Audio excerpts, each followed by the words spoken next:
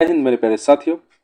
आज हम बात करने जा रहे हैं क्लास 10वीं की, जो कि 22/2/2019 को सामाजिक विज्ञान में पूछा गया था प्रथम पाली में। देखिए मेरे प्यारे साथियों, इसका जो है 40 नंबर का ऑब्जेक्टिव पूछा जाता है, जिसको वस्तुनिष्ठ प्रश्न कहा जाता है, और 40 नंबर का सब्जेक्टिव इसमें रहता है, और 20 नंबर का प्रैक्टिकल रहता है। ठीक है, और ये जो परीक्षा होती है 2 घंटा 45 मिनट की होती है। ठीक है, यहाँ तक क्लियर हो गया होगा, और ये 2019 में पूछा गया है। चलिए हम आगामी 2024 एग्जाम के लिए ये काफ़ी इम्पोर्टेंट है, महत्व इसको आप अच्छे से प्रैक्टिस कीजिए और देखिए कितना मार्क आ रहा है। चलिए शुरू करते हैं और 1 बाय 1 क्वेश्चन करके देखते हैं। उधर आप लोग भी टेस्ट लगाइए और आपको कितना सही आ रहा है, ये आपके लिए बहुत फायदेमंद रहेगा। चलिए शुरू करते हैं। पहले प्रश्न से देखते हैं क्या कहता है।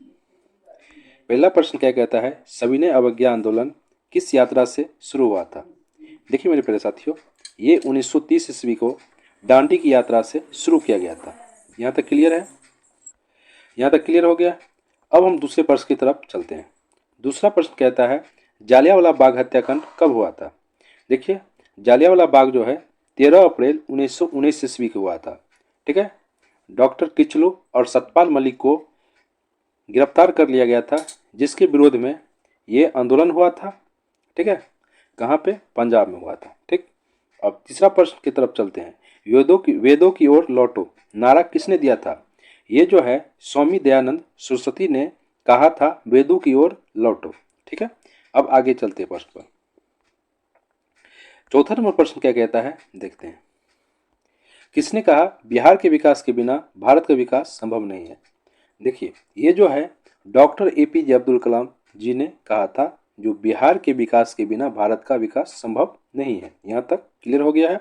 अब 5 नंबर प्रश्न की तरफ हम चलते हैं। बोलीविया में जन संघर्ष का मुख्य कारण क्या था। देखिए वहाँ पानी की कीमत में वृद्धि होने के कारण वहाँ पर क्या हुआ था, जन संघर्ष हुआ था। ठीक है, यहाँ तक आपको क्लियर हो गया है। अब हम चलते हैं 6 नंबर प्रश्न की तरफ। इसको आप लोग प्रैक्टिस के तौर पर देखिए आपका कितना सही हो रहा है। ठीक है, जो कि आगामी परीक्षा के लिए बिहार बोर्ड परीक्षा 2024 में जो होने वाली है उसके लिए काफ़ी इंपॉर्टेंट है। 6 नंबर प्रश्न की तरफ देखते हैं। Tata iron and steel company की स्थापना कब हुआ था। देखिए इसकी स्थापना 1907 ईस्वी में की गई थी। ठीक है, अब हम चलते हैं 7 नंबर की तरफ। गुटेनबर्ग का जन्म कहाँ हुआ था। देखिए उसका जन्म जर्मनी में हुआ था। कहाँ पे हुआ था, जर्मनी में। अब हम 8 नंबर प्रश्न पर देखते हैं। वर्तमान में नेपाल की शासन प्रणाली क्या है। देखिए उसकी शासन प्रणाली कैसी है, लोकतंत्र है। यहाँ तक क्लियर। अब हम चलते हैं 9 नंबर। वार एंड पीस किसकी रचना है। देखिए ये लियो टॉलस्टॉय की रचना है, वार एंड पीस। आगे चलते हैं 10 नंबर पर। किसने कहा, संसाधन होते नहीं बनते हैं। देखिए मेरे प्यारे साथियों, ये जिमरमैन थे जिन्होंने कहा था, संसाधन होते नहीं बनते हैं। यहाँ तक क्लियर हो गया है। 11 नंबर प्रश्न पर चलते हैं। सुनामी कहाँ आती है। आप लोग जैसे मैं कहता हूँ ना, आप लोग वहाँ पे एक कॉपी पेन लिख लीजिए और टिक लगाते चलिए, कितना सही होता है और कितना गलत होता है, जो कि आगामी आने वाली परीक्षा के लिए काफ़ी भी है। इसलिए आप लोग एकदम ईमानदारी पूर्वक टेस्ट लगाइए। ठीक, उसके बाद सुनामी कहाँ आती है। देखिए मेरे प्यारे साथियों, ये समुद्र में आती है सुनामी। ठीक है, आगे चलते हैं 12 नंबर प्रश्न पर चलते हैं। अंकोर वाट के मंदिर का निर्माण किस शासक के द्वारा करवाया गया था। देखिए ये सूर्यवर्मन द्वितीय के द्वारा करवाया गया था। चलो यहाँ तक क्लियर हो गया। अब हम चलते हैं 13 नंबर प्रश्न पे। WTO विश्व व्यापार संगठन की स्थापना किस वर्ष, यहाँ वर्ग लिखा गया है, वर्ष होगा, वर्ग लिखा गया है। ठीक है, किस वर्ष किया गया था। देखिए ये जो है 1995 ईस्वी में हुआ था। ठीक है, यहाँ तक क्लियर हो गया है। अब हम चलते हैं 14 नंबर प्रश्न की तरफ। 14 नंबर प्रश्न क्या कहता है, सिखों के 10वें और अंतिम गुरु श्री गोविंद सिंह का जन्म बिहार के किस नगर में हुआ था। देखिए मेरे प्यारे साथियों, ये इसका होगा पटना। क्या होगा, पटना। वो जो गुरु थे गोविंद सिंह, उसका जन्म पटना में हुआ था। ठीक है, आगे 15 नंबर चलते हैं। यूरेनियम का प्रमुख उत्पादक केंद्र है। देखिए ये होगा जादूगोरा। ठीक है, यहाँ तक क्लियर हो। अब हम चलते हैं 16 नंबर की तरफ। 16 नंबर प्रश्न क्या कहता है, नई आर्थिक नीति में किसे सम्मिलित नहीं किया गया था। देखिए ये जो है नियंत्रित अर्थव्यवस्था को नहीं सम्मिलित किया गया था।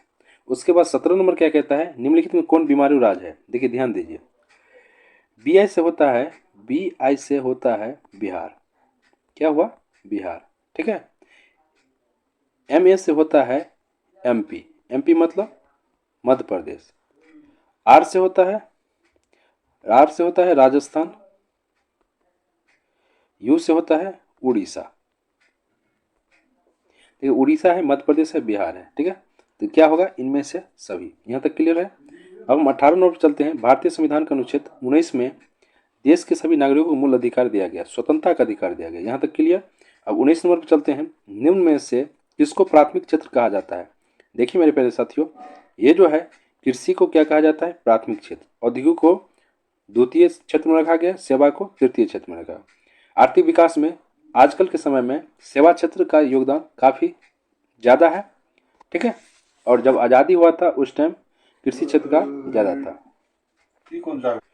20 नंबर प्रश्न पर आते हैं। टीपू सुल्तान कहाँ के शासक थे। देखिए टीपू सुल्तान जो थे मैसूर के थे, ठीक है। 21 नंबर पर आते हैं। सांप्रदायिक राजनीति आधारित होती है। देखिए सांप्रदायिक राजनीति धर्म पे आधारित होती है। यहाँ तक क्लियर हो गया है। टोटल 40 प्रश्न है। ऑब्जेक्टिव 40 नंबर का पूछा जाता है और सब्जेक्टिव 40 नंबर का, और इसमें 20 नंबर प्रैक्टिकल रहता है जो कि स्कूल तरफ से दिया जाता है। 22 नंबर पर आते हैं। पंचायती राज व्यवस्था सर्वप्रथम किस राज्य में लागू किया गया। देखिए ये जो है राजस्थान में सर्वप्रथम लागू किया गया था। आगे चलते हैं 23 नंबर पे। 23 नंबर तरफ चलते हैं। राजनीतिक दलों की मान्यता और उसका चिन्ह किसके द्वारा प्रदान किया जाता है। देखिए मेरे प्यारे साथियों, ये निर्वाचन आयोग के द्वारा प्रदान किया जाता है। 24 नंबर पर आते हैं। भारत का राष्ट्रीय पक्षी क्या है। देखिए भारत का राष्ट्रीय पक्षी क्या है, मोर है, ठीक है। चलिए, संचार का सबसे लोकप्रिय साधन क्या है। देखिए आप लोग इसका रिप्लाई कमेंट में कीजिएगा। जो 25 का कौन सा आंसर होगा, सार्वजनिक टेलीफोन, मोबाइल, रेडियो या इनमें से कोई नहीं। यहाँ तक क्लियर है। चलिए आगे पर चलते हैं। 26 नंबर पे अंतर्राष्ट्रीय महिला दिवस किस तिथि को मनाया जाता है। देखिए मेरे प्यारे साथियों, ये जो है 8 मार्च को मनाया जाता है। यहाँ तक क्लियर। अब हम चलते हैं 27 नंबर प्रश्न की तरफ। क्या कहता है, योजना आयोग को भंग कर सकता कौन सा आयोग बना। योजना आयोग को भंग कर कौन सा आयोग बना। देखिए मेरे प्यारे साथियों, ये है नीति आयोग। यहाँ तक हो गया। नीति आयोग योजना आयोग को भंग करके बनाया गया था, ठीक है। अब हम चलते हैं 38 नंबर की तरफ। लोकतंत्र की सफलता निर्भर करती है। देखिए नागरिकों की विवेकपूर्ण सहभागिता पर लोकतंत्र की सफलता निर्भर करती है। आगे चलते हैं 29 नंबर की तरफ। 29 नंबर क्या कहता है, भारतीय जनता पार्टी की स्थापना कब हुई थी।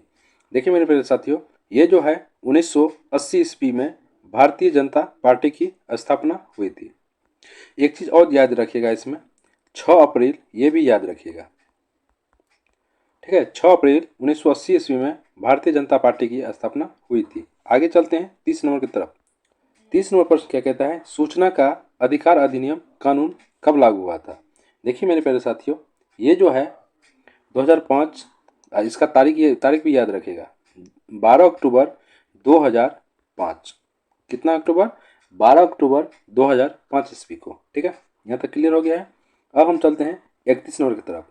निम्नलिखित नदियों में से किसे बिहार का शोक कहा जाता है। देखिए मेरे प्यारे साथियों, ये जो है कोसी नदी को बिहार का शोक नदी कहा जाता है। यहाँ तक क्लियर हो गया है। अब हम 32 नंबर की तरफ चलेंगे। विविध क्षेत्र में जल की उपस्थिति के कारण भी पृथ्वी क्या कहा जाता है। ये सभी को मालूम है, फिर भी हम आप लोगों से जानना चाहते हैं इसका उत्तर क्या होगा। यहाँ तक क्लियर। अब 33 नंबर की तरफ चलते हैं। प्राथमिक ऊर्जा का उदाहरण कौन सा नहीं है। देखिए मेरे प्यारे साथियों, ये हम लोगों को सभी पता है, कोयला क्या है, प्राथमिक क्षेत्र के अंतर्गत आता है, ठीक है। कोयला, पेट्रोलियम, प्राकृतिक गैस। उसके बाद जो है क्या बच गया, ठीक है। उसके बाद क्या बचा, ये विद्युत बचा। वही इसके अंतर्गत यहाँ नहीं पूछ रहा है, गौर से देखिए। यहाँ दलदली के चक्कर में आप लोग गलती नहीं कर दीजिएगा। यहाँ नहीं पूछ रहा है तो क्या होगा, विद्युत होगा। अब हम चलते हैं 34 नंबर के तरफ। 34 नंबर क्या कहता है, चलिए ऊपर चला गया है, थोड़ा नीचे कर लेते हैं। भारत में वित्तीय वर्ष कहलाता है? देखिए मेरे प्यारे साथियों, इसका आंसर क्या होगा? देखिए इसका उत्तर होगा 1 अप्रैल से 31 मार्च। क्या होगा? 1 अप्रैल से 31 मार्च में भारत में वित्तीय वर्ष कहलाता है इस दिन को। ठीक है, यहाँ तक आपको क्लियर हो गया है। अब हम चलते हैं 35 नंबर की तरफ। देखिए 35 नंबर क्या कहता है? इनमें से कौन सा संस्थागत वित्त का साधन है? मेरे प्यारे साथियों, इसका सही जवाब होगा व्यावसायिक बैंक। 35 का क्या होगा? व्यावसायिक बैंक। ठीक है, यहाँ तक क्लियर हो गया है। अब हम आगे चलते हैं 36 नंबर की तरफ। संजय गांधी जैविक उद्यान किस नगर में स्थित है? देखिए मेरे प्यारे साथियों, ये होगा पटना। क्या होगा? पटना। यहाँ तक क्लियर हो गया है। अब हम चलते हैं 37 नंबर में। निम्नलिखित उद्योगों में से कौन सी कृषि पर आधारित नहीं है? देखिए सूती वस्त्र कृषि पर आधारित है, चीनी कृषि पर आधारित है, जूट आधारित है, लेकिन यहाँ नहीं पूछा गया ना। इसका उत्तर होगा सीमेंट। क्या होगा? सीमेंट। सीमेंट अलग से कर देते हैं। चलो 38 नंबर पर आते हैं। सौर ऊर्जा निम्नलिखित में से कौन सा संसाधन? देखिए नवीकरणीय सौर ऊर्जा, जिसको हम बार बार उपयोग कर सके। ठीक है, जिसका भंडारण लिमिट नहीं रहता है। ठीक है, अब हम चलते हैं 39 नंबर। चावल क्या है? देखिए मेरे प्रिय साथियों, ये पूछ रहा है चावल क्या है। इसमें पूछ रहा है खरीफ फसल है, रबी फसल है, क्या है? देखिए मेरे प्रिय साथियों, चावल एक खरीफ फसल है। क्या है? खरीफ फसल। ये काफ़ी एग्जाम में बार बार आता है। ठीक है, इसको आप लोग क्या कीजिएगा, नोट कर लिए, अच्छे से नोट कर लीजिए। उसके बाद 40 नंबर कहता है राष्ट्रीय विकास परिषद का गठन कब हुआ? ये होगा 1952 ईस्वी।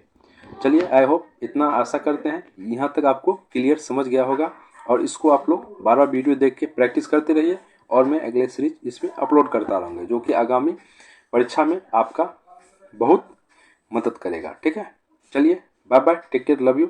अगर वीडियो पसंद आए तो लाइक करना ना भूले, एंड अपने दोस्तों के ग्रुप में शेयर करना भी नहीं भूले। चलिए thank you, bye bye, take care, love you.